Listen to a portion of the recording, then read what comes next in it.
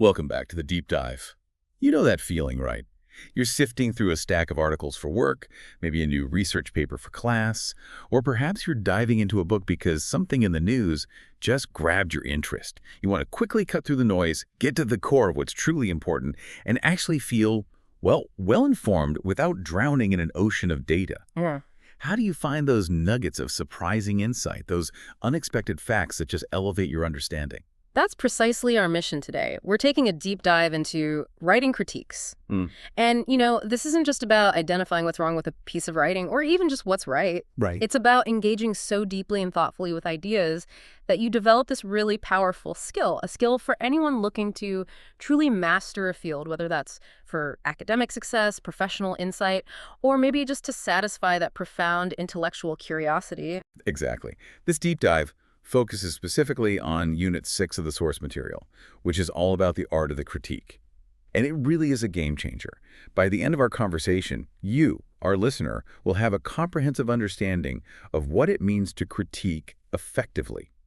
You'll know how to structure different types of critiques and, crucially, how to use language to express your evaluation with precision and impact. We're going to cover quite a bit, everything from formal academic book reviews, evaluating published articles, to maybe more personal reaction papers. We'll even take a quick look at the high-stakes world of journal manuscript reviews. It's really all about becoming a more discerning and impactful thinker, isn't it? Absolutely. So let's unpack this idea of critique writing.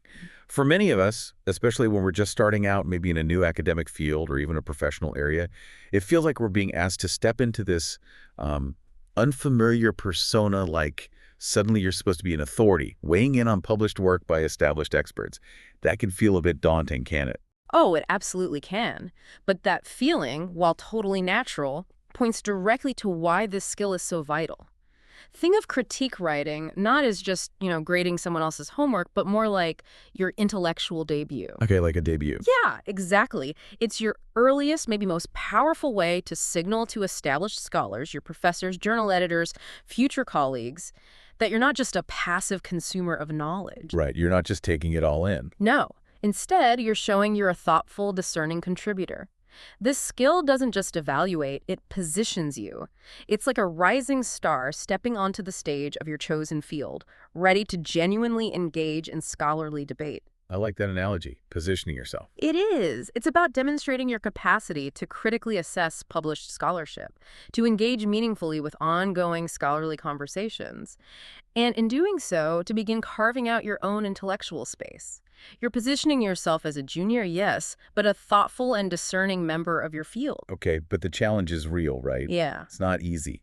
Oh, the challenge is significant. Critiques demand a truly critical eye, the ability to synthesize complex information, and the courage to evaluate. It means moving beyond just a simple summary of what a text says. Which is often where we stop. It is. You have to go further, deeply questioning why and how it matters and what its broader implications are for the field, maybe even beyond. So it's not just proving you understand the material, but proving you can actually add to the conversation. Yeah. That you're capable of more than just remembering facts. Precisely. And to do that effectively, there are a few core skills. These are really the bedrock of any powerful critique. First, and arguably the most crucial, is critical reading. Okay. And this goes far beyond just careful reading or skimming for the main ideas. It's an active, almost investigative process. Investigative, how so? Well, it involves evaluating how the text delivers its message, not just what the message is. You're inferring meaning, interpreting arguments, and constantly connecting what you're reading with your existing knowledge base, other readings you've encountered, even insights from your courses. It's really about developing your own nuanced insights and interpretations, not just absorbing the information passively. Think of it as connecting dots the author might have left unconnected, or maybe drawing lines that reveal a new picture. So it's about making those connections yourself, looking for the underlying structure and implications, not just accepting what's on the page at face value. Exactly right. Second, critiques must embody fairness. This is absolutely crucial for building your own positioning and establishing your credibility as a scholar. Fairness. Okay, that seems important. It's vital. Your assessment needs to strike a careful balance between praise and criticism. This ensures your review is seen as objective, well-reasoned, and ultimately trustworthy. This isn't about being overly polite or, the opposite, unnecessarily harsh or personal. Right, not just tearing it down. Not at all. It's about being balanced and making sure that every assessment you make, positive or negative, is thoroughly justified. You need concrete evidence drawn directly from the text itself. Your goal is rigor, not being a cheerleader or just a detractor. And finally, you mentioned the language itself, the specific words you choose. Yes, evaluative language. The words you select carry significant weight in a critique. They are the precision tools you use. You use them to express your judgments and assessments with, surgical accuracy and impact. Surgical accuracy, I like that. Imagine your critique is like a surgical instrument. Evaluative language isn't just about choosing a good or bad word. It's about wielding a scalpel instead of a hammer. Precision in these words allows you to dissect an argument accurately, not just dismiss it vaguely. It's the difference between saying this is bad and saying maybe this argument, while ambitious, unfortunately falters due to unsubstantiated assumptions in its methodology. See the difference? Yeah, much more specific, more useful. Exactly. It transforms your assessment from just an opinion into an informed, defensible judgment. We'll dive deeper into this shortly, but it's key to recognize from the outset. The right evaluative language can make or break your critique. #tag2s. Deep dive into book reviews. All right, let's dive into one of the most common forms of critique then. Yeah. You mentioned it's especially prevalent in fields like sociology, the academic book review. For a student, these might pop up quite frequently as assignments, right? A significant part of their coursework. They certainly do. And these reviews serve a dual, really vital purpose within the scholarly community. First, they act like timely bulletins, informing other scholars about new publications. Giving a concise summary of the book's content allows peers to quickly grasp its scope. Okay, like a heads up. Exactly. But second, and maybe even more crucially, they evaluate the book's contribution to the field. They offer a critical judgment on its overall value and impact. They're answering the question, does this book truly move the needle? Does it make a real difference? Makes sense. Now, even if you, our listener, don't end up writing loads of published book reviews in your career, reading them is incredibly beneficial. They offer an invaluable window into the evaluative language commonly used in your discipline. They help you understand the unspoken scholarly expectations and values that shape your field. You get to see, in real time, how established scholars talk about new work, what they praise, what they scrutinize, what actually counts as a meaningful contribution. So it's like an apprenticeship in critical thinking just by observing how others do it? Precisely. Speaking of which, how is a good academic book review typically organized? Is there a standard structure we should think about, or is it more free-form?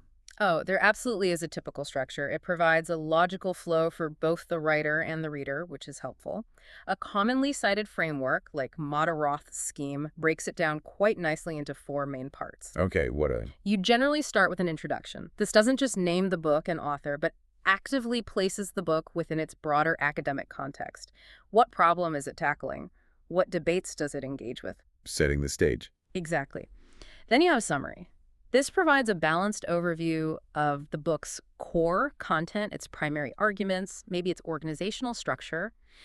Importantly, this isn't a chapter-by-chapter recap. It's a synthesis of its main intellectual contributions. Got it. More of a bird's eye view of the argument. Right. And then comes the real meat of it, the actual critical engagement. The discussion or critique part. Is this where that tightrope walk between praise and criticism really happens? Precisely. This is where the true evaluation takes place. It's your chance to engage critically with specific aspects of the book, analyzing its strengths and weaknesses with detailed justification. This is where you show your intellectual muscle. Makes sense. And the last part. Finally, you offer a conclusion. This synthesizes your overall assessment and often includes a final recommendation to potential readers. Maybe you'd suggest who would most benefit from reading it, or its place in the current literature. Okay, that structure seems pretty clear. So when a reviewer gets to that core critique section, what kind of topics do they typically praise or criticize? What are they looking for when they evaluate a book? Reviewers often zoom in on a few key areas that really define a book's scholarly merit. They might consider the book's degree of originality. Is it breaking new ground, offering a genuinely novel perspective, or is it maybe just rehashing familiar arguments? Right, is it actually new? Then there's the coherence of its argument. This is absolutely vital. Does it logically hold together from start to finish?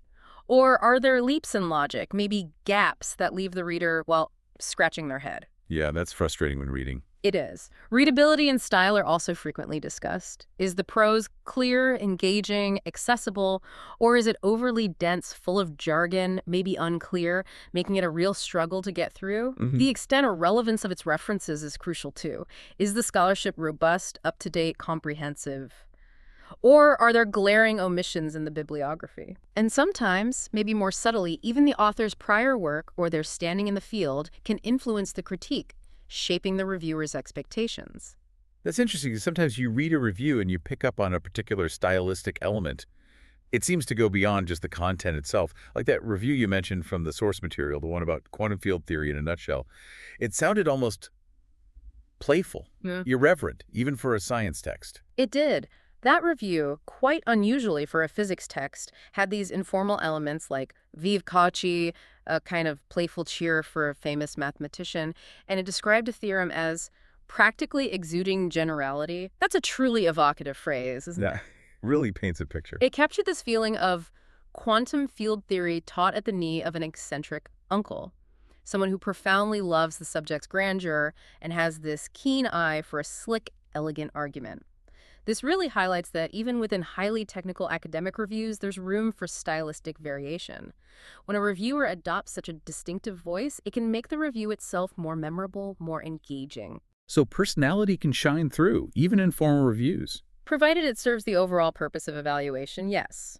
It shows that even rigorous scholarship can be delivered with personality.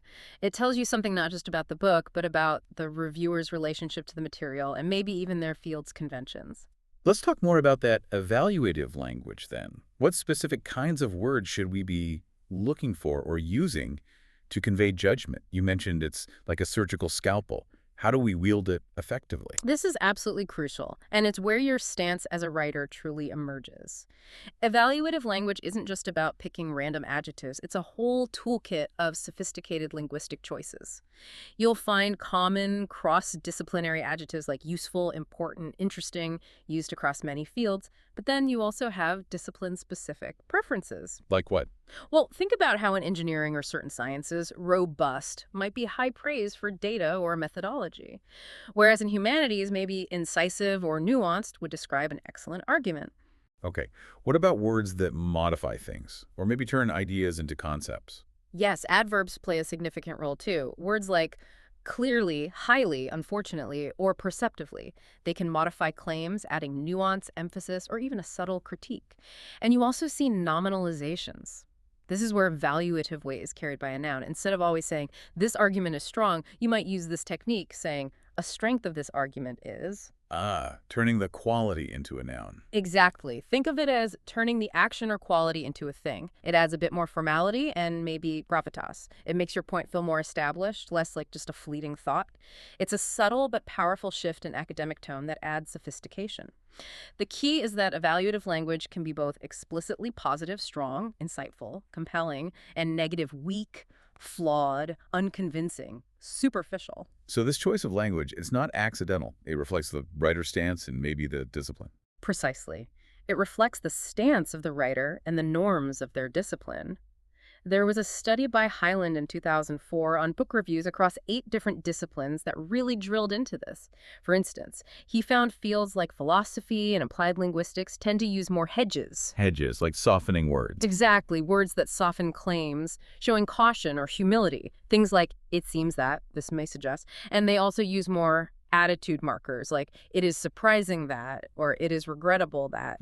They use these more than, say, fields like mechanical engineering or physics. Interesting. Why the difference? Well, it isn't just a stylistic preference. It suggests disciplinary variations in how overtly confident or perhaps cautious scholars are expected to be in their critiques. It's about managing your confidence in a way that aligns with your field's expectations for intellectual humility versus assertion. So it's not just what you say, but how you say it, even down to these subtle word choices. That leads right into how reviewers state their own opinions convincingly. How do they make their case plausible, especially when they're presenting a view that's maybe nuanced or critical? It really comes down to building a plausible case for your assessment, often through a blend of direct assertion and careful qualification. One technique is using strong, direct statements when you are highly confident in your evaluation and you've got ample evidence to back it up. These convey authority and conviction. Okay, be direct when you're sure. But just as important is the strategic use of softening language, those hedges we just talked about. Words and phrases like appears to, may suggest, it seems that, or it is possible that. You use these when you're being cautious, maybe presenting a nuanced view, acknowledging uncertainty. Or maybe you don't want to sound too definitive. Exactly. Or you're inviting the reader to consider an alternative interpretation rather than stating it as the final word. It demonstrates intellectual humility and awareness of the complexities. What about words like may or might? Good question. Think about modal auxiliaries. May, might, could. They significantly influence the strength of your claim. May and might usually indicate a greater degree of caution, possibility, or tentative inference compared to can, which often suggests a stronger capability or higher probability. Can you give an example? Sure. Saying, this theory may offer a new perspective is more tentative, more open-ended than this theory can offer a new perspective. The second one implies a stronger, more definite capacity. Mastering this subtlety allows you to convey your opinion with precision. You avoid overstatement while still making your point effectively. It's about calibrating your confidence to the evidence you actually have. That balance between criticism and fairness, it really does seem like a tightrope walk. How do reviewers manage to be critical but still fair? And what does that achieve for the writer's positioning in their field? It is a tightrope, absolutely. And it's precisely where positioning yourself as a thoughtful, credible scholar comes into play. The source material highlights this beautifully with examples of comments on previous editions of a textbook, academic writing for graduate students. For instance, a comment like, the book is aimed at classrooms with students from different backgrounds who can then benefit from discussions of how academic writing conventions differ across disciplines. That's clearly praise, right? And it's reasonable, identifies a strength and its benefit. Okay, straight praise. Then there are comments that aren't strictly praise or criticism, but they set realistic expectations for the book's scope. Like this one. No book can offer everything a student needs, thus teachers should expect to deviate from and supplement it, and most of all, to negotiate the syllabus. So that's just being realistic? Right. It's a reasonable statement that shows an understanding of the book's practical limitations. It offers a helpful suggestion for instructors rather than pointing out a flaw. And then there's legitimate criticism like, the book does not offer specific guidance for students in all fields. This is a common and valid point for a general textbook covering a broad subject. It acknowledges a gap without dismissing the book's overall value. So even when a book is generally good, pointing out its weaknesses isn't necessarily negative or uncharitable. It's actually strategic. It enhances your own credibility. Exactly. Including weaknesses, even in an otherwise strong book, is a powerful way to demonstrate your critical acumen. It shows you're not just accepting authority at face value, you're showing you're capable of reevaluating it. This contributes significantly to establishing yourself as a thoughtful, balanced, and discerning scholar in your field. It signals to your audience you can engage with the nuances of a subject and offer a considered, objective assessment, rather than just a simplistic thumbs up or thumbs down. It's about showing you understand the complexities of knowledge production. How do book reviews written for course assignments, say for a class, differ from these published academic reviews we've been discussing? Is it just a scaled-down version, or are there fundamental differences in what's expected? Well, the core principles of critique writing, critical reading, fairness, effective evaluative language, they remain absolutely consistent. But course assignments often have slightly different or maybe additional expectations. For instance, a published review primarily focuses on the book's contribution to the broader scholarly community and its impact on the field. Right. For a course assignment, your professor might be more interested in seeing you display your deep understanding of the book's core concepts, its methodology, or maybe how it relates to other course material and themes. It's often less about its impact on the field and more about its impact on your understanding of the course material itself. Okay, so the audience and purpose are slightly different. Exactly. Take, for example, a student's critique of Stiglitz's work on the World Bank and IMF, as described in our source. A student in, say, a political economy class might focus not just on what Stiglitz argues, but how his arguments about institutional failures, like lack of accountability within the World Bank and IMF, directly tie into theories of governance or international relations discussed in class. Connecting it back to the course. Precisely. The student review might explicitly link the institution's problems to their accountability structures. This illustrates a common academic move for a student, showing mastery of the specific content and themes assigned within the course. course. It's about demonstrating that you can apply critical thinking to the material you're learning, not just summarize it. It shows you can engage with the material on a deeper analytical level, connecting it to a broader theoretical framework you're studying. #3, evaluating published articles. That makes perfect sense. So understanding book reviews is key. But what about the more focused, granular work? For many of our listeners, critiquing an individual published article will probably be a much more frequent task. How does dissecting one of those compare to tackling an entire book? Yeah, that's a good point. Critiquing an article is often seen as a bit more manageable than a full book review, mostly because articles typically revolve around a much narrower research question or problem. You don't have to grapple with the entire breadth of an author's work or a huge array of topics. You're usually focusing on a single contained study or argument. Okay, more focus. Definitely more focus. However, that requirement we talked about, adopting that unfamiliar persona of an authority, that still absolutely applies. You are still expected to assess the work as if you are a peer, an expert in the field, offering a rigorous and informed judgment. It's like stepping into the shoes of a seasoned peer reviewer, even if it's just for a class assignment. Does the specific focus of an article critique change depending on the academic discipline? I mean, I imagine a history paper might be evaluated very differently than a psychology experiment. Oh, it certainly does. Quite significantly, in fact. The disciplinary norms really dictate what aspects are scrutinized most closely. It reflects what each field values most in terms of evidence and argument. Can you give some examples? Sure. For instance, in history, you'd likely evaluate the conclusions by meticulously critiquing the evidence used. You'd ask, are the sources primary or secondary? Are they representative? Have any significant counter-narratives been overlooked? Is the interpretation sound? Okay, focus on the evidence trail. Right. In sociology, the focus might be more on the theoretical model used in the study and the impact that model has on the conclusions drawn. Is the framework appropriate? Does it genuinely explain the phenomena, or does it feel a bit forced? Makes sense. What about psychology?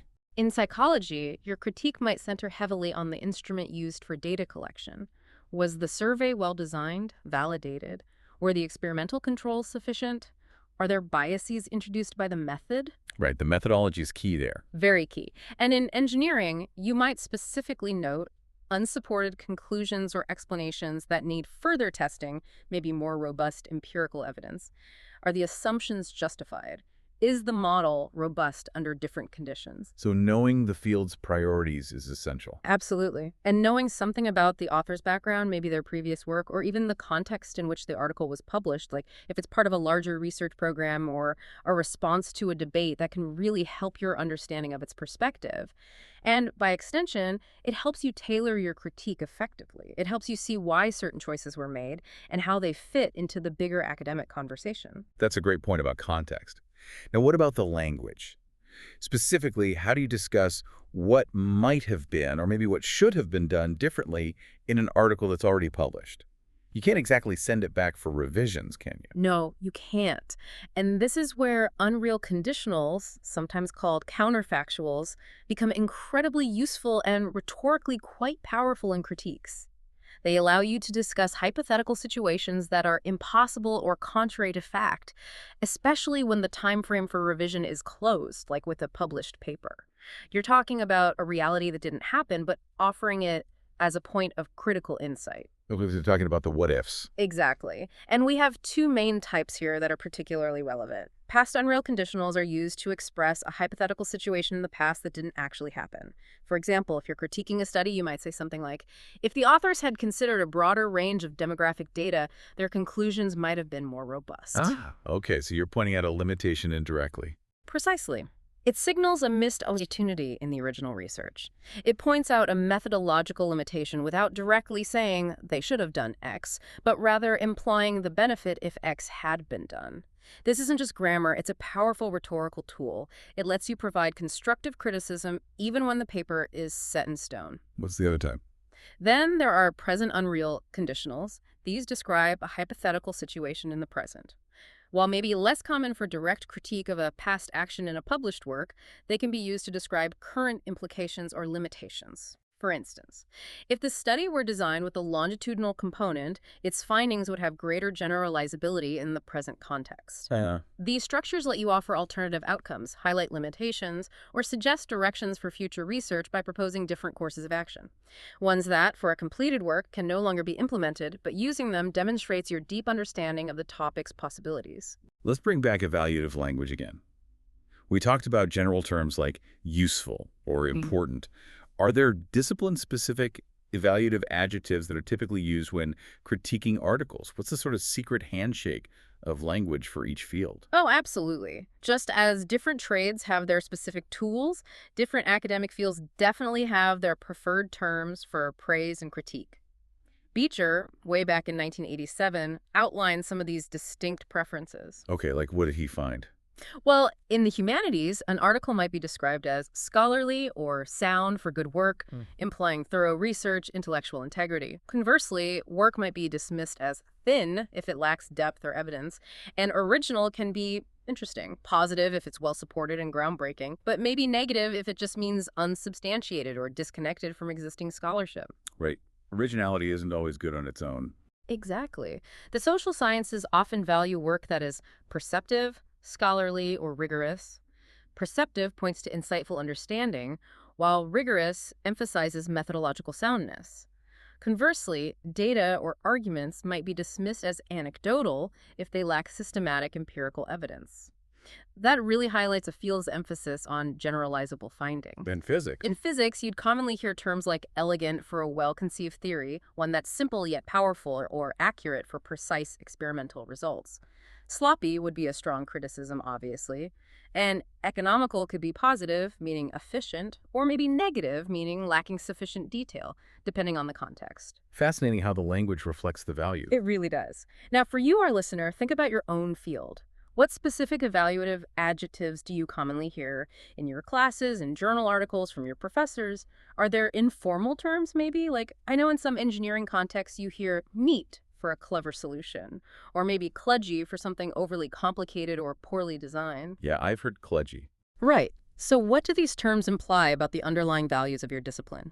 Is it efficiency, elegance, empirical rigor, theoretical depth? Reflecting on these disciplinary norms will definitely sharpen your critical eye and your ability to craft effective critiques. Critiques that resonate authentically with your target audience and show you're fluent in the language of your field. ###FUV. Critical reading and the critique's foundation. So we've talked a lot about the nuances of critique writing, the different types, the specific language, but it all seems to circle back to one fundamental skill: critical reading. It's truly the bedrock, isn't it? I mean, without it, everything else kind of crumbles. It absolutely is. Critical reading is not passive consumption. It's an active, demanding, and actually deeply rewarding process. It requires you to go far beyond simply understanding the explicit meaning of a text. You have to actively engage in inferring, interpreting, and integrating the text with everything else you know. Everything else. Yeah, your existing knowledge, other readings you've done, insights from your courses. It means questioning assumptions the author makes, identifying unstated implications of their arguments, and ultimately forming your own informed, evidence-based opinion.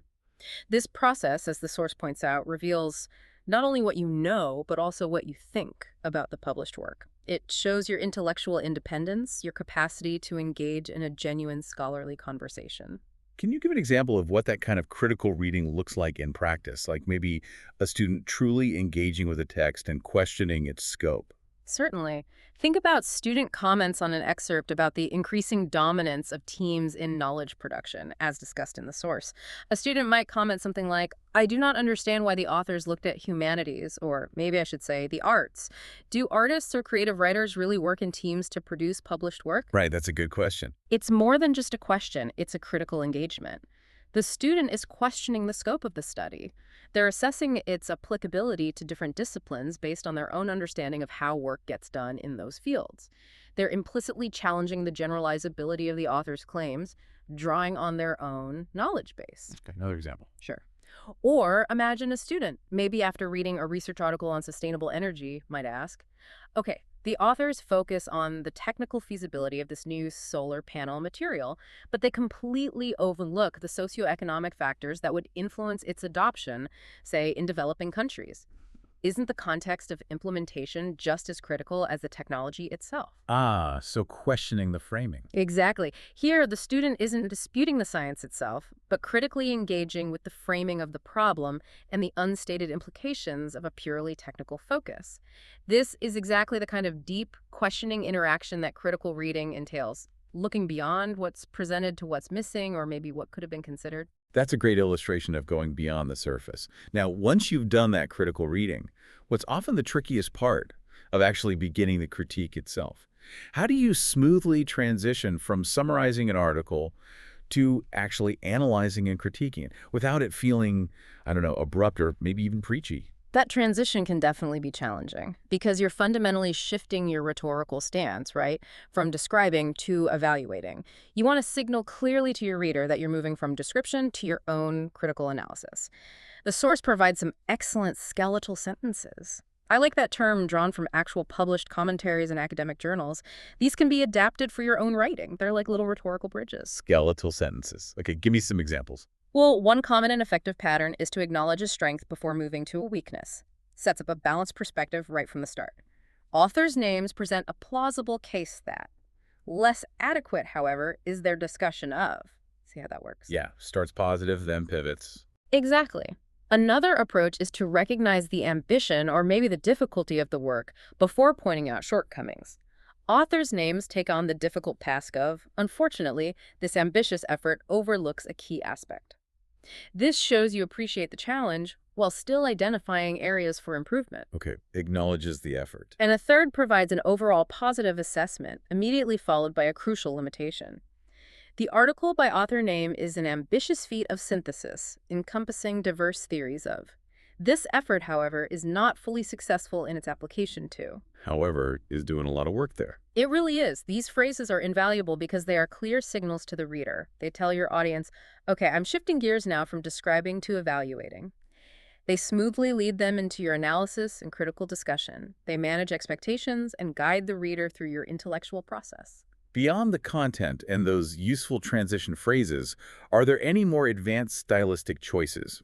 Things that can help emphasize a point in a critique, make it stand out more powerfully. Yes, there's a stylistic device called inversion, and it's a way to heighten the impact or maybe add emphasis to a particular point. It often involves placing a negative adverbial phrase right at the beginning of a sentence. This then requires you to invert the usual subject-verb order, creating a slightly more formal and striking construction. Okay, inversion. How does that work? For example, instead of saying a more accurate model could be developed only by integrating this new data, you could use an inversion.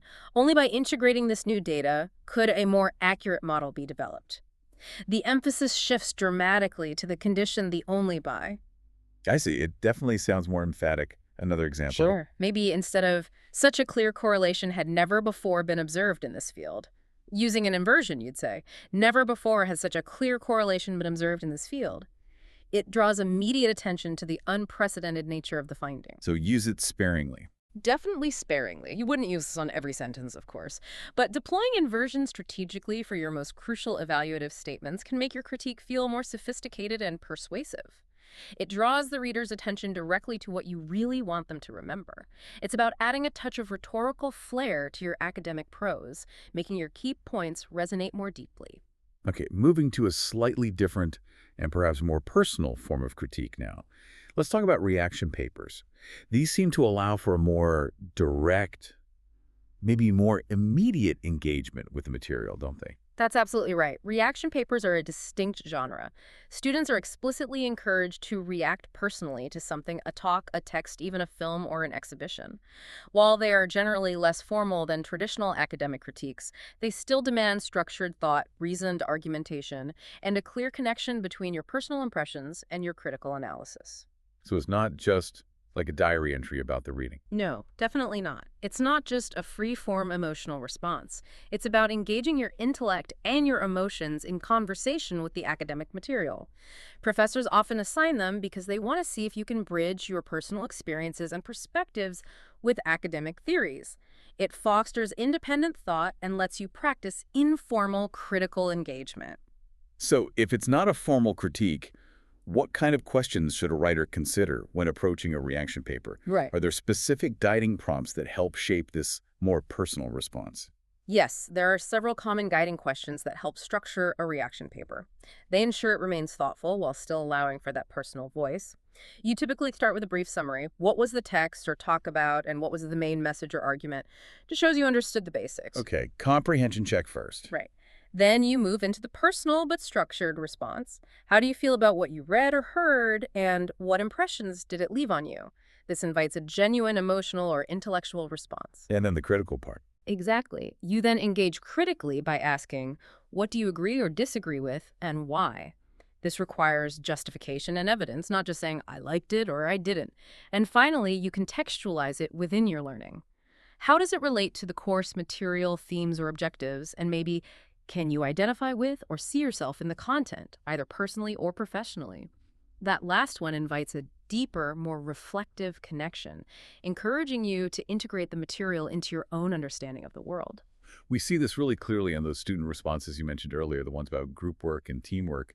The students often bring their own experiences into the academic discussion in such a unique way. Can you give us some more examples of how this plays out across different fields? Absolutely. Those examples vividly illustrate the power of personal reflection in reaction papers. For instance, in that context, one student might reflect, personally, I find that in linguistics, the classic approach of armchair linguistics is often applied to my work, in that I rarely work in groups. That's a direct personal reflection, but then it leads to a broader academic point about collaborative work styles and disciplinary norms in linguistics.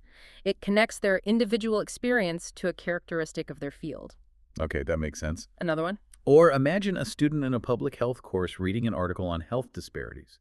Their reaction paper might include something like, reading about the systemic barriers to health care for marginalized communities resonated deeply with my own experiences volunteering at a community clinic. I found myself agreeing with the author's point about access to transportation being critical because I saw firsthand how many patients missed appointments due to lack of bus routes. Wow, that's powerful. Linking experience to theory. It is. It links personal observation directly to an academic argument, providing a powerful, grounded example. Or consider a history student reading a primary source, maybe from the early 20th century. They might write, the language used by the author, particularly their casual dismissal of working-class grievances, initially made me feel frustrated. However, upon reflection, it made me consider how much our own contemporary understanding of social justice has evolved. This text, despite its flaws, became a powerful reminder of the importance of historical context. So processing the emotional reaction into an insight. Exactly. The student engages with the source on an emotional level, then translates that into a historical and methodological insight. These examples show the wide range of personal engagement possible, from direct experience to disciplinary identity and evolving understanding. Now, you sometimes see a particular stylistic choice, these more personal papers, or even in some nuanced academic writing, these things called scare quotes. What exactly are those, and how should we think about using them effectively? Scare quotes. They are a fascinating and often debated stylistic choice. They are essentially non-standard uses of quotation marks, kind of similar to how someone might use air quotes when speaking. Okay, air quotes for writing. Got it. What do they do? Their main function is to signal that the writer is using a term in a non-literal way, maybe ironically, or in a distanced and careful manner. They often highlight terms that are considered troubled, contested, or problematic within a field. Think about words like class or culture in sociology, or even when playfully referring to the hard sciences, as we did earlier. So it's like putting a little flag on the word? Sort of. It's like saying, I'm using this word, but I want you to know I have reservations about its common usage. Or I'm using it in a very specific, maybe non-traditional sense that I'm inviting you to question with me. It can give a little knowing wink to the reader, like, we're both in on the academic complexity here. Does everyone use them? Well, they're used very significantly across disciplines. They are quite frequent in the humanities and social sciences fields like sociology, history, linguistics, English, where concepts are often debated, perspectives are nuanced, and the very definitions of terms can be contested. Okay, and less common elsewhere. Much rarer in the hard sciences, like civil or mechanical engineering, nursing. In those fields, precision and literal meaning are generally paramount, and ambiguity is usually avoided. Interesting. Is it something students learn over time? It seems so. Data from the Michigan Corpus of Upper-Level Student Papers, or MICOSP, reveals that the use of scare quotes tends to slowly increase as students progress from their final undergraduate year into graduate school. This suggests it's a stylistic subtlety picked up with more exposure and immersion in advanced academic discourse. It also found that non-native speakers are somewhat less likely to use them than native speakers, perhaps indicating it's a difficult nuance to master without extensive exposure to a particular academic culture. So what's the general advice for using them then? Is there a line where they become distracting or maybe even counterproductive? Our advice is, if you're working in a humanities or social science field, use scare quotes in moderation. They can add a sophisticated layer of nuance and critical awareness, signaling your engagement with complex concepts. However, don't overuse them. That can definitely become distracting, make your prose seem overly cynical, or even just look unprofessional after a point. And in the sciences. And if you're in the hard sciences, it's generally best to avoid them altogether. They just don't align with the conventional communication style in those disciplines, where directness and literal meaning are prioritized for clarity and replicability. It really is all about knowing your audience and the conventions of your specific academic conversation. #tag VSI. Thoughts on journal manuscript reviews. From the personal reflection of reaction papers, let's briefly shift to the professional apex of critique, journal manuscript reviews. At some point in an academic career, maybe after earning your PhD and starting your own research, you might be asked to review a manuscript for publication. What's the role of a reviewer in this high-stakes environment? This is a significant responsibility, absolutely, and a truly crucial part of the whole scholarly ecosystem. As a journal reviewer, your role is to evaluate the manuscript rigorously, impartially, and constructively. You're not just offering a quick opinion, you're providing detailed, expert feedback. This feedback helps the journal editor decide whether the work is suitable for publication in their journal and what revisions, if any, are needed to improve its quality and impact. So you're kind of like a gatekeeper. In a way, yes. You are acting as a gatekeeper of knowledge, ensuring quality, rigor, and contributing to the integrity of published research in your field.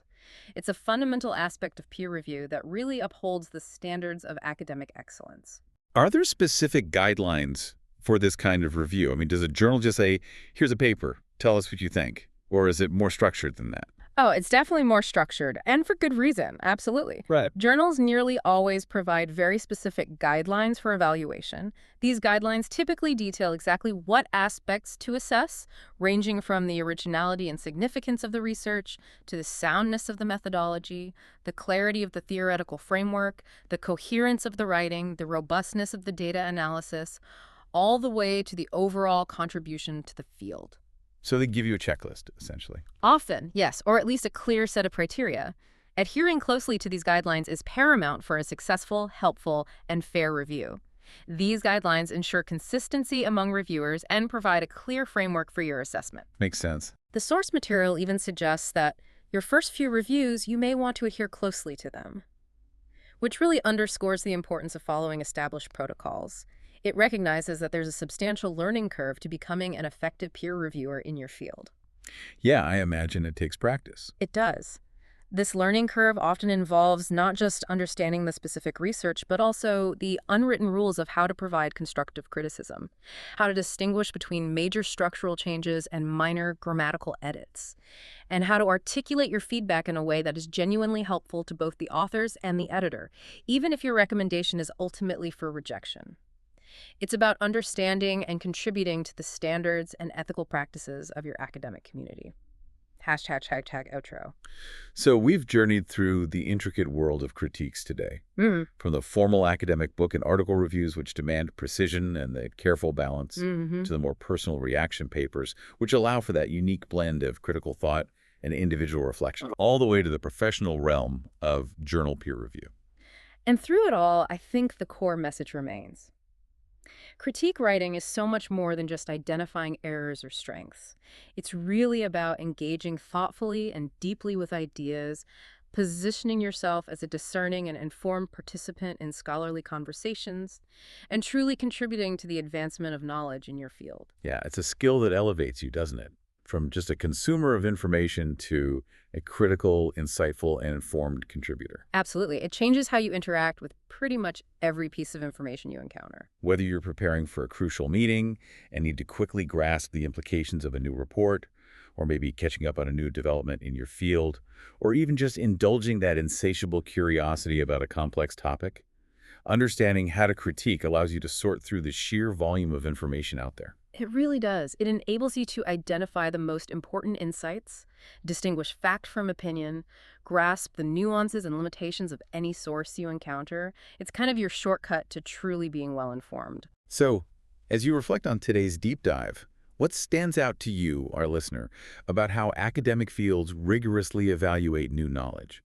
How do these structures and linguistic choices actually shape what is ultimately accepted and disseminated as fact? And maybe a final thought, considering how deeply the ability to critique shapes what is considered knowledge in any field, what kind of critical lens do you want to develop for yourself? Not just for academic texts, but for all the information you encounter in your daily life.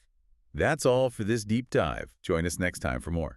Được thành lập 2018 bởi nhóm giáo viên đã có nhiều năm công tác tại các trung tâm lớn uy tín ở thành phố Hồ Chí Minh.